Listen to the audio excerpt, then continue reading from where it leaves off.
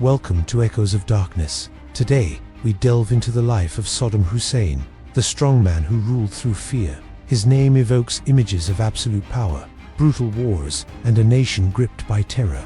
But how did a boy from a small village rise to become one of the most infamous dictators of the 20th century? This is the story of his ascent, his reign, and his ultimate downfall. Saddam Hussein Abd al-Majid al-Tikriti was born in 1937 in a village near Tikrit, Iran. His early life was marked by poverty and instability. Raised by his uncle, Hayral Atalf, a nationalist who despised British influence, young Saddam was immersed in political ideology from a young age. This upbringing fueled his ambition and a deep-seated desire for power. He moved to Baghdad as a teenager, where his journey into the world of revolutionary politics truly began. In Baghdad, Saddam joined the Ba'ath Party, a revolutionary Arab socialist movement. His commitment was tested early. In 1959, he was part of a failed assassination attempt against Iraq's prime minister. Wounded, he fled the country, first to Syria and then to Egypt. These years in exile were not wasted. He finished his secondary education and studied law, all while staying deeply involved in Ba'ath Party politics. He was biding his time, waiting for the right moment to return. That moment came in 1963 when the Ba'ath Party seized power in a coup. Saddam returned to Iraq, but political instability was rampant. He was imprisoned after a counter-coup but managed to escape, solidifying his reputation as a cunning and resilient operator. By 1968, he played a key role in another Ba'athist coup, this time a successful one that would set the stage for his own rise.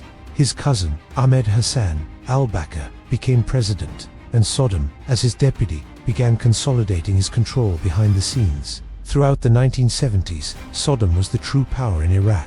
As vice president, he spearheaded a massive modernization campaign.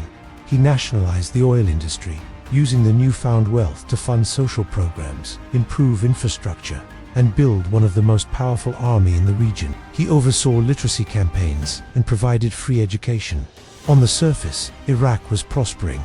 But beneath this veneer of progress, Saddam was building a terrifying security apparatus. He established a network of secret police and informants, ruthlessly eliminating any perceived threat to his authority. In 1979, the moment he had been working towards finally arrived.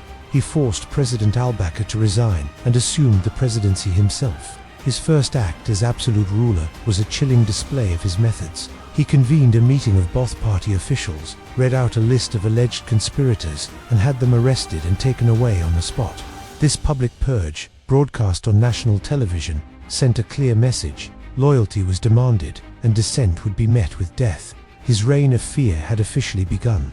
With total control at home, Saddam turned his ambitions outward. In 1980, he launched an invasion of neighboring Iran, hoping for a swift victory that would make Iraq the dominant power in the Persian Gulf. The ensuing Iran-Iraq war became a brutal 8-year stalemate. It cost hundreds of thousands of lives on both sides and devastated both economies. During this conflict, Saddam's regime committed one of its most notorious atrocities. In 1988, he ordered a chemical weapons attack on the Kurdish city of Halabja, killing thousands of civilians. This act cemented his international reputation for cruelty.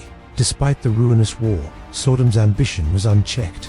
Just 2 years after the ceasefire with Iran, in August 1990, he ordered the invasion of Kuwait. He claimed the oil-rich nation was historically part of Iraq. This blatant act of aggression triggered a swift and massive international response. The United Nations imposed crippling sanctions, and a US-led coalition was formed to liberate Kuwait. The resulting Gulf War was a disaster for Iraq. In just a few weeks, its military was decimated, and its forces were expelled from Kuwait. The 1990s were a bleak decade for Iraq. Devastating UN sanctions, intended to pressure Saddam's regime, caused widespread suffering among the Iraqi people. Food and medicine became scarce, and child mortality rates soared. Yet, Saddam remained defiant. He clung to power, building lavish palaces while his population starved. He continued to play a cat-and-mouse game with unweapons inspectors, fueling suspicions that he was hiding weapons of mass destruction. The attacks of September 11, 2001, changed everything. Though there was no evidence linking Saddam to the attacks, the US government, under President George W. Bush, increasingly portrayed his regime as a grave threat. Citing the alleged possession of weapons of mass destruction and ties to terrorism, the US led an invasion of Iraq, in March 2003. The regime, weakened by years of sanctions and war, crumbled within weeks. Baghdad fell, and the iconic images of Saddam's statue being toppled symbolized the end of an era. Saddam himself went into hiding. For months, he was the world's most wanted fugitive. Finally, in December 2003, he was captured by US forces, found hiding in a small underground hole near his hometown of Tikrit. The once feared dictator, now disheveled and defeated, was taken into custody. He was put on trial before the Iraqi Special Tribunal, charged with crimes against humanity. The trial focused on the 1982 massacre of 148 Shia men and boys in the town of Dujail in Iraq. Throughout the proceedings, Saddam remained defiant, often challenging the court's legitimacy. In November 2006, he was found guilty and sentenced to death.